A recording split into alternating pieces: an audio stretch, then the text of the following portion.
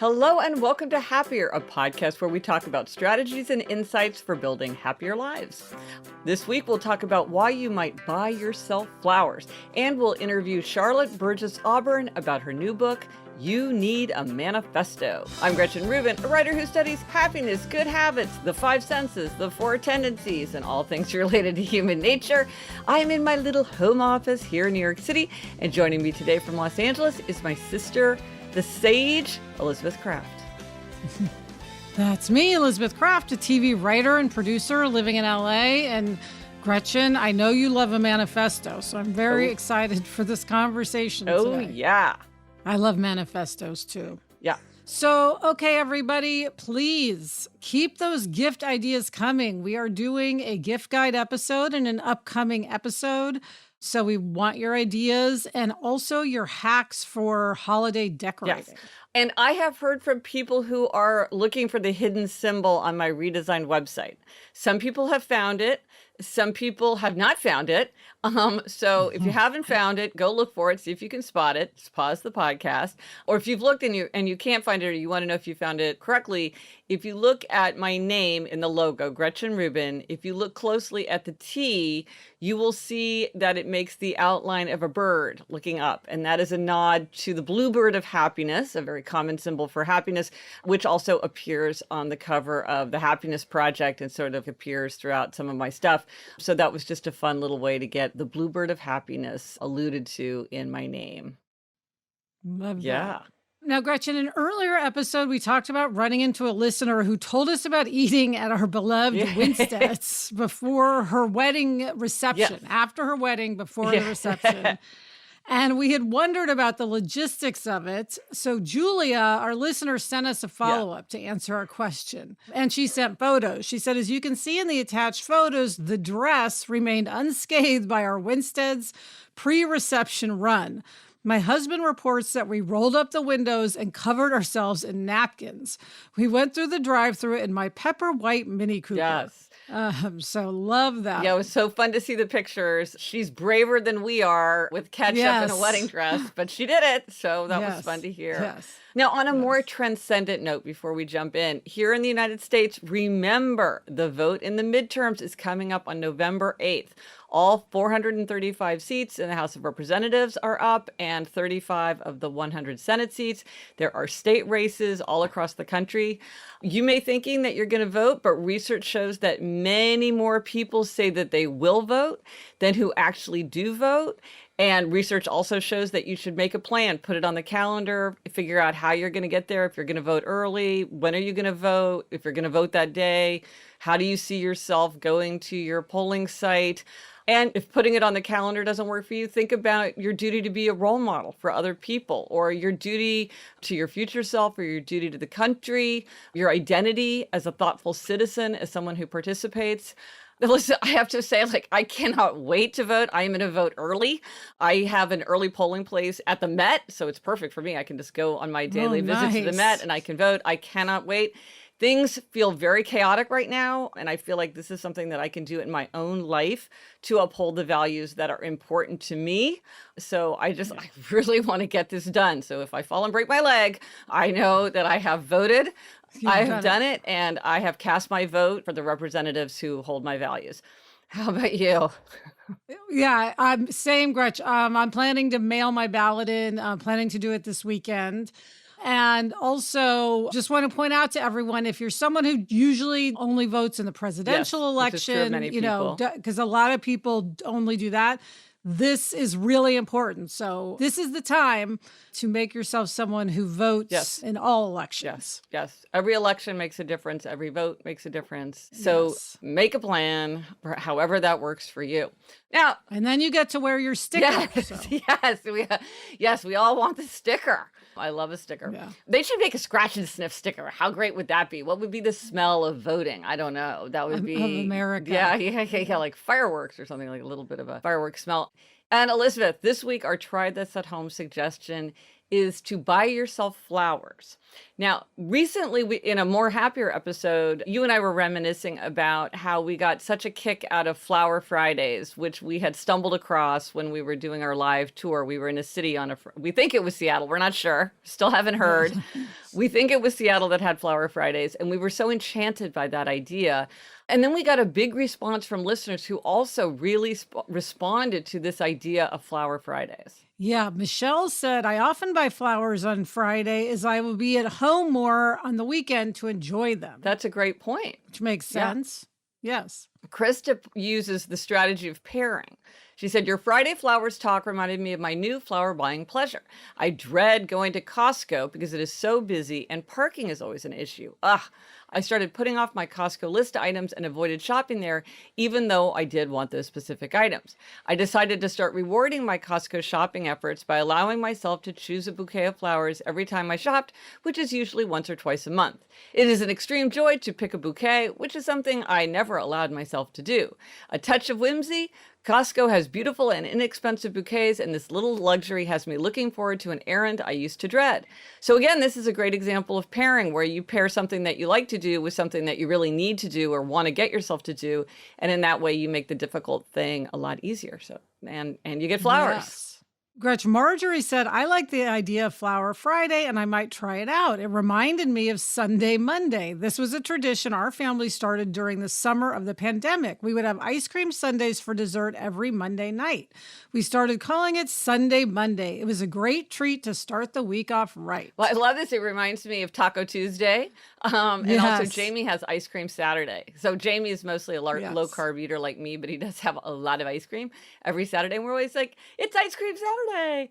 But I love a rhyming one though. That's even better. Yeah. Well, now I love, Gretchen, the idea of getting flowers on Friday in particular is that it's that transition to the weekend. Yes. It's like putting on your robe. Yes. It's like, okay, these flowers are like festive and now it's the weekend because I have fresh flowers. And as somebody said, then you're home. It makes sense too, because then you're home more to appreciate them. It's funny, a friend told me, I was talking about flowers with a friend, and she said that one of the reasons she liked Valentine's Day was that you would often see people walking around with flowers and balloons or whatever, and it was just like the fun of Halloween where you just sort of see people on the street celebrating. It's really fun. Yeah. Daniela said, I've been a loyal and loving listener for close to 5 years now and have wanted to write to you many times. When I heard you both discussing Flower Fridays, I knew the time had come to write and share my own experience of Flower Fridays. In recent years, I discovered that having fresh flowers in a vase for the weekend is a real mood and energy booster for me. Flowers just make me smile. So every Friday, I began buying myself flowers or bringing some in from our balcony garden. When COVID came along and we went into lockdown, I started placing the flowers in the vase on my kitchen floor and snapping a photo. It quickly became an ongoing ritual and project, which I documented on my Instagram with the hashtag flowers and feet in the kitchen. This past June 1st, I posted the 100th photo and decided the series was complete. My flower photos will soon be exhibited in a lovely little local coffee shop here in Jerusalem. My Flower Fridays brought me joy, calm, and even a feeling of certain stability in these rocky days of COVID. This is a great thing. You could use the Happier app to do this, because you could use the photo log to do that and do it, and then keep a lovely record for yourself. So I love that. Beautiful. And then Amanda said, I live in Estacada, Oregon, just outside of Portland. Although Flower Friday is not a thing here, I've made it a thing for me. There are a few local flower farms that offer subscriptions in the summer. For 5 weeks in July and August, I had a fresh bouquet delivered to my front door. They're beautiful, local, and sustainably grown. This was the first year I did it, and I loved it. I might even do a longer subscription next summer. Well, this is fun. And this reminds me, like, maybe we'll mention this in our gift guide, because mom and dad are sort of at the point where they don't want a bunch of new stuff. It's kind of hard to think of good gifts for them. Right. I gave them a monthly flower arrangement. There's like a wonderful flower shop in Kansas City, Traps. And so they get an arrangement, and that was our Christmas gift. And they love it. Mom sends me photos every time it comes, so I can see what it looks like. So yeah, a flower subscription is a great idea. Yeah. And Gretchen, we heard from another listener about locally grown flowers. Magdalene says, when you talked about implementing Flower Fridays, I immediately thought they need to know about localflowers.org. There is a growing industry of flower farms in the United States, many working small scale with organic and renewable practices that create amazing blooms with incredible vase life because they're only traveling a short distance to get to you instead of being internationally imported. How do I know about this? 4 years ago, we were newly living with my in-laws after we got priced out of a major metropolitan area after the birth of our second child.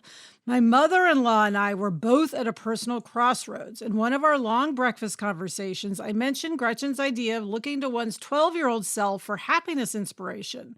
Neither of us knew where that advice would lead us until my father-in-law, on somewhat of a whim, bought an empty half-acre lot in the middle of town. My mother-in-law asked him if she could put in just one row of zinnias. I asked her if I could have just a few of those flowers to play with. Our breakfast conversation started to be about how we each enjoy working with flowers, but had always thought of it as something other people got to do. Then the conversation started to take on a more serious tone, more I will if you will. One thing led to another, and today we farm a little more than a quarter acre of that formerly empty lot, providing enough flowers from May through October to offer bouquet subscriptions, weekly farmers market posies, and special occasion arrangements to our community. She is the farmer and I'm the florist. It's working better than I ever thought possible. It is joy in action, and I count my lucky stars I get to be a joy bringer. If you look on localflowers.org, you can find us under the Flower Girl TN, as well as local growers near you, so you can get some for yourself. I love this. This is amazing. This is such a happy story. I love this. Yes. I love the idea. Like, you think, oh, that's what other people get to do. No, we get to do it. So Chrissy's got a good hack about the flowers. Chrissy says, my hack for enjoying fresh flowers is to buy an orchid at the grocery store instead of a bouquet of cut flowers. They are beautiful and last about 3 months. They're very easy to care for. You can even water them with ice cubes. And after the blooms fade, you can either toss it, or if you're feeling ambitious, cut off the stalk and keep watering it, and it might grow a new stalk and bloom again. Trader Joe's, Whole Foods, and Costco's have reliable, long-lasting orchids for around $20, but lots of chains and local stores have them too. Be sure to buy one with lots of closed buds. It will last even longer, and you'll get the enjoyment of watching them open. That's what I do that a lot, Gretch, get an orchid. Yeah. Now, and I did something, if you're on YouTube and you're looking over my shoulder, you can see these red flowers that are always over my shoulder. I copied Mom, Elizabeth. This is our thing in life, is just to copy our mother. She bought this beautiful arrangement of paper flowers, and I like them because they invoke flowers. But on the other hand, they don't try to be convincing. They're not pretending to be real flowers. They're just actually paper flowers, and they don't have that sense of life, but they do have a joyful quality. And so I really... Very vivid color. Very vivid color, and they kind of invoke flowers, so that's fun. And this reminds me of one of my favorite quotations from Émilie du Châtelet. Let us choose for ourselves our path in life, and let us try to strew that path with flowers. Oh, that's beautiful. Yes. So let us know if you do try this at home and how buying flowers for yourself works for you. Let us know on Instagram, Facebook. Drop us an email at podcast@GretchenRubin.com, or go to happiercast.com/402 for contact information, info, links, everything related to this episode. Coming up, we have a happiness hack that's also a know yourself better question. But first, this break. Okay, it is time for this week's happiness hack. Yes, this hack is also a great know yourself better question, which is, if you had an extra hour with every day, what would you do with it? And the reason why this is a particularly useful question right now is that in the United States, daylight savings time is coming up on Sunday, November 6th. And you can use that time because if you just keep getting up at the same time your body is used to, it will be an hour earlier by the clock. And so you can get yourself jump started on getting an earlier wake up time without actually having to suffer the discomfort of trying to wake up earlier. One thing I love that you point out, Gretchen, is this doesn't have to be doing something that's considered, quote, productive. It could just be doing something you enjoy. Right. I mean, you could watch more Real Housewives. Yes. I mean, it's whatever, or like you want to work on a creative project or you want to do yoga. I mean, yeah, because I think sometimes people are like, ooh, I should do meditation or something. It's like, yeah, you could watch TV, read a novel. I have a friend who reads for fun. He works in publishing, so he has to read all the time for work. And so for that hour, he just reads purely what he feels like reading. Yeah, and because we're falling back, spring forward, fall back, we can use that time. Another thing is, like, if you're thinking about doing this and you want to track it, this is a good thing to use the Happier app for, because you can use the one sentence journal, you can use Don't Break the Chain, you can use a lot of the different tools. If you're trying to use this time to start a new habit, of course, the Happier app is meant to help you make progress on a habit. So that's something that you could do for it. Yeah. Well, Gretch, it's a good idea It's a very good idea. Fall back. Now it's just a matter of getting up. That's right. That's right. Which you have to get up anyway. All right. True. And now we have a happiness interview. Charlotte Burgess-Auburn is a designer, artist, and educator with a background in production for fine arts and theater and experience at the MIT Media Laboratory. She has been the director of community at the Stanford D School since 2005, where she also teaches classes on the role of self-awareness in creativity and design. She has a new book, You Need a Manifesto, How to Craft Your Convictions and Put Them to Work. Now, of course, as Elizabeth mentioned, I love a manifesto on my newly redesigned website, on my About page. I have a manifesto. I have a podcast manifesto. I have a habits manifesto. For the Happiness Project, I wrote my 12 personal commandments, which is kind of another way of saying manifesto.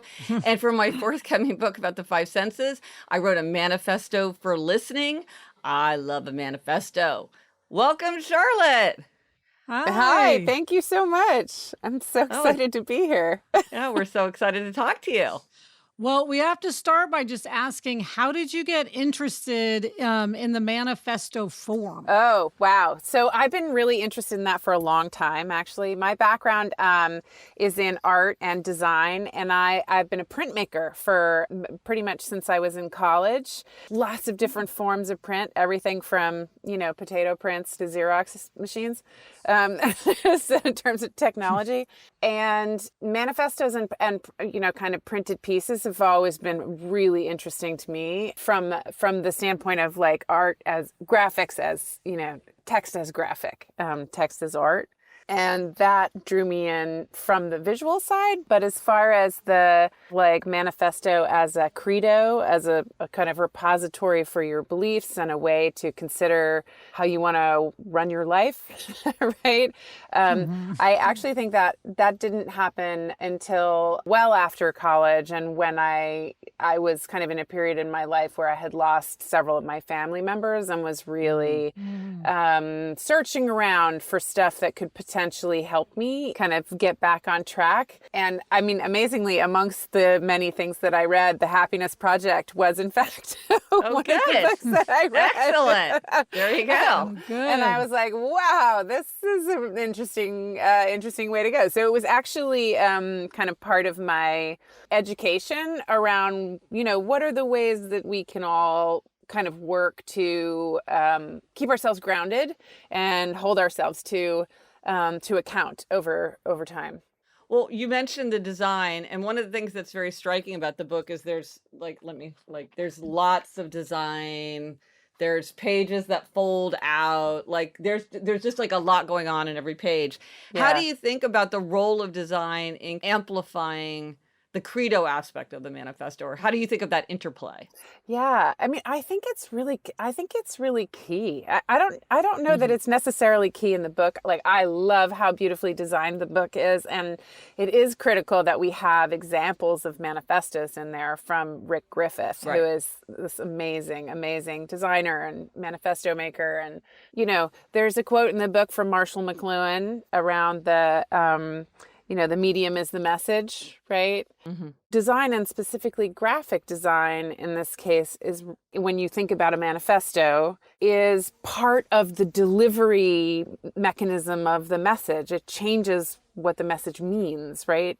It has an effect on that meaning. And so it's really important to me that people think about that when they think about how they want to create a manifesto, or where they want to see their manifesto, how they want to absorb it, how they want to use it, because the format that it takes makes a huge difference to where it's going to be used and how it's going to be used. So everything from, I have a friend who has a beautiful tattoo on her fingers that says, "Make art," on her finger. So every time she looks at her hands, she sees this message, right? And everything from that to a card that somebody sticks in their wallet. So, yeah. Well, it reminds me, we do one-word themes every year. And we always say, if you can get a physical manifestation of your theme, like mine was butterfly last year. And 2 people gave me butterfly necklaces, and that just helped me remember. So it's kind of that same thing where if you can, it's manifesting a physical I way thought of that. kind of Yeah. what you want to remember. It's literally the manifesto. Exactly. Yeah, I mean, that is manifesto, the yeah. point of it, right?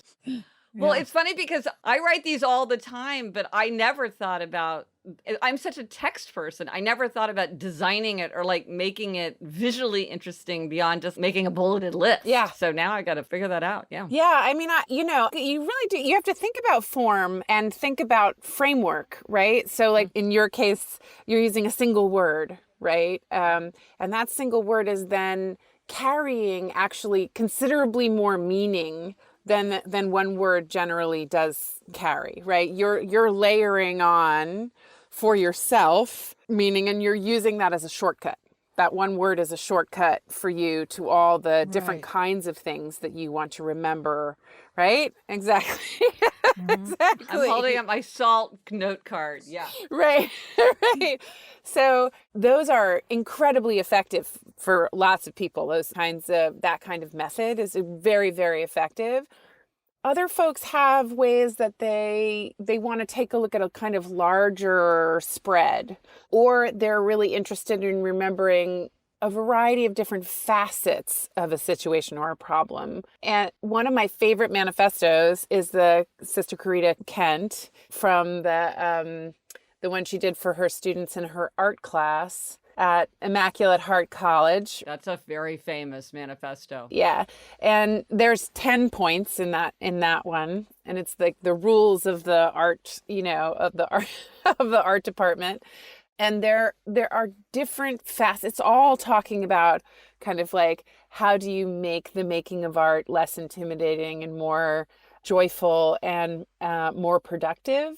But it can't be encapsulated in a single word, right? You need that kind of larger, longer exploration. And so that's one of the ones that I use frequently with my students as part of the material to pull apart, to help them pull things apart and put back together as their own manifesto. And why do you think they're so helpful for being able to achieve like a happier, more productive life? What is it about the manifesto? I think it externalizes your beliefs. I think people act according to their beliefs very frequently, pretty much all the time, right? But it's hard to say what they are right off the bat, right? And in moments where you get challenged by the decisions that you have to make, or the kind of moment you find yourself in, if you don't have your beliefs outside of yourself and externalized, it's kind of hard to get in there and make a decision based on them, right? One of the things I talk about in the book is this idea that like we are really all being recruited by other people all the time, right? So our phones are recruiting us 24/7 at this point, right? And a manifesto is essentially a way for you to recruit yourself into a project of your own, into your own set of beliefs and ways in which you would like to act. And it's not a map, I say it's not a map to the future. It is a compass for the present, right? But it does need to be outside of yourself so you can look at it, right? You can experience it. You can look at your salt word, right? And say, like, is the thing that I am doing right now, the decision I'm about to make, does it go with this, right? Am I adhering to the things I've said I want to do? In that case, it just makes it easier to say, I've already stated that this is something that I want, that this is the way I want to behave. I'm going to hold to that position. Or I'm going to look at this situation and say, something about this situation has changed my mind, in particular with relation to this choice. And I can make that choice now. I can make it intentionally, consciously, and say, I'm going to make a different decision than maybe I would have made. And that's going to change my manifesto, right? It's going to change what I believe. But I'm able to kind of get it out of this like internal landscape where I'm just kind of like grappling with things and get it out there and make it more direct, more clear, more able to be connected with and crafted and changed when necessary. Well, the final thing we always ask our guests is, do you have a try this at home suggestion for something that listeners can try themselves tomorrow, something that makes their lives happier, healthier, more productive, more creative? I think I have an idea what you might suggest, Yeah. but what have you got? Yeah, you need to make a manifesto. You need to make a manifesto. And one of the Right. best ways to do that is to go and find, 5 or 6 already written manifestos from people whom you admire, from your particular field of work, from, just places wherever you can find it, whether it's on the internet or in your stack of books, right? Find something, throw it on a Xerox machine, print it out, get yourself some scissors, and read through. Find things that really resonate with you, cut them out, stick them together on a piece of paper, and start trying to understand what kinds of patterns you're seeing, how that then represents the values that you hold, and how you can begin to create your manifesto on a larger framework. So that very first try is just a very first try, right? It's always meant to be done again. Well, Charlotte, we love manifestos, so it has been so fun to talk to you. Congratulations on the book, and thanks Thank you. talking to us. Thanks. Thank you so much, Thanks, folks. I really Charlotte. appreciate it. Take care. Coming up, I give myself a happiness demerit, which is really a gold star that has petered out. But first, this break. Okay, Elizabeth, it's time for demerits and gold stars. And what is this gold star that has become faded with time? Oh my gosh, Gretch. Okay, so recently I gave Adam a gold star for agreeing to go to this Monday night yoga class with me. I've been wanting to find a yoga class, the right yoga class, gentle yoga, not some very intense yoga. And after looking around, I found the perfect class. It was every Monday night. And I said to Adam, we should do this. And he said, yeah, let's do it. And he went with me and he was all on board. And I was really happy that we had started going to our Monday yoga class. And I have stopped. That's the demerit. And why? Well, you know what happened is I went twice and then I had to get a procedure done, so I couldn't go the next Monday. And then I was in Kansas City the following Monday. And then it's that thing where once you haven't gone, it's really hard to go back. Even though you want to do it, it's like your mind tells you don't want to do it. The first week back, I even justified not going. I said, okay, well, instead I'm going to get my booster shot and my flu shot. So that's worth not going to yoga for. Yeah, that is important. Of course, I could have done it the next morning, but you know what I mean? So it's like, I need to find the will to go and to get back in the routine. It's the thing. It's very easy to get out of a good habit. Mm-hmm. Yeah, when it's funny how starting again is harder than starting. What is that? Yeah. It's very puzzling, but many people report that Yes, you going the always say first that. time is easier than going back. Well, one thing that you can do, just for what it's worth, is if you say I haven't stopped, I couldn't go this week, I couldn't go this week, but trying to tell Right. yourself I'm still doing it instead of I started, I stopped, now I have to start again. Try to reframe it. But yeah, I mean, you may need to get your 21 strategies checklist Yes. out and put it on the calendar, create an accountability partner, pair it with something, buy yourself flowers after yoga. Yeah, Maybe, yeah. then you don't have the Flower Friday fun that you said, but Yes, it'd maybe be Monday flowers. flower yoga. You're not doing hot yoga, you're doing flower yoga. When you say, Gretchen, that often spouses are not good accountability partners because it almost feels like it's yourself. And I guess that's seems to be true in this case. But anyway, I will report back to you on the yoga situation. Okay. What is your gold star? Okay, well, in episode 284 of Happier in Hollywood, of course, which is my other favorite podcast, you talked about how in your Facebook group, you guys have a very active Facebook group, which I love to read, how in your Facebook group, people were saying Elizabeth's too hard on herself with giving herself bombs in the hits and bombs section. And so you gave yourself 2 hits. Yes, that was Sarah's idea. Yes. Yes. Well, and you gave yourself a hit, and I wanted to add my own gold star to your hit because you said that you thought you were good to talk to. For somebody who was in trouble or feeling bad about something or needed somebody to bounce something off of, that people seem to find you a sympathetic and helpful interlocutor. And I have to say, as your sister, because you play that role for me all the time, I have to say, I think you really are very gifted in that way. And it does not surprise me at all that people would come to you, whether they need advice or they just need comforting or they need somebody to help them kind of see the funny side. Like, you're very good to talk to. And so I was Oh. very happy to see you give yourself that hit.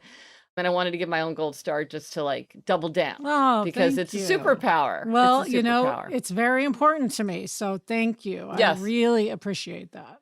That makes Yeah. me feel good. Good. Well, there are resources for this week. Okay, these resources are inspired by a direct message that I got. I'm going to keep it anonymous since it was a DM.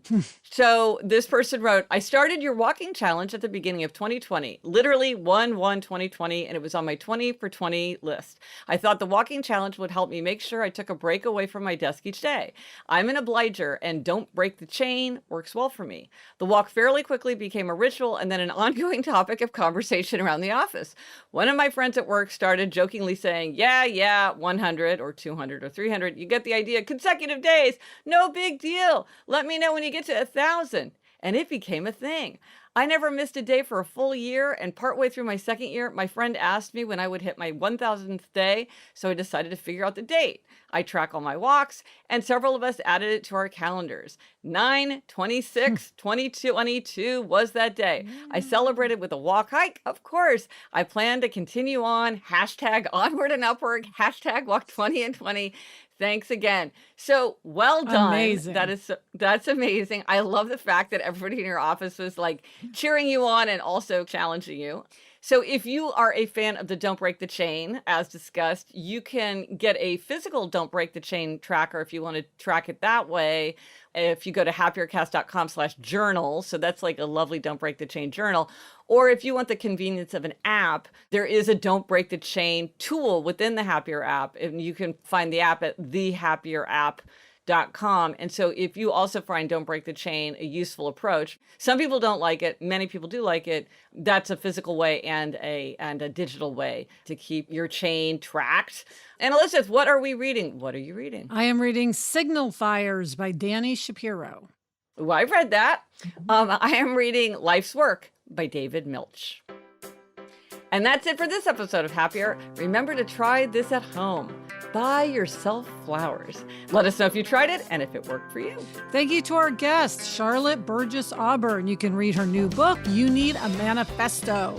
Thanks to our executive producer, Chuck Reed, and everyone at Cadence 13. Get in touch. Gretchen's on Instagram at Gretchen Rubin, and I'm at Liz Craft. Our email address is podcast@gretchenrubin.com. And if you have a friend who you think, hey, my friend would love to buy herself or himself flowers, or you think, hey, I know someone who needs a manifesto, please tell your friend about the show. That's how we find new listeners. You can just text or email them a link to this episode. Until next week, I'm Elizabeth Craft. And I'm Gretchen Rubin. Thanks for joining us. Onward and upward. I think Charlotte's the first guest that we've had joining us from a car. I know, yes, and it sounded like, and the sound sounded perfect. It was funny to see her in there. Yeah, and I could see people walking behind her sometimes. Yeah, oh, it's funny.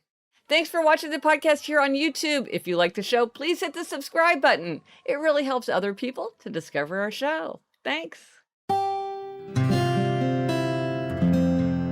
From the Onward Project.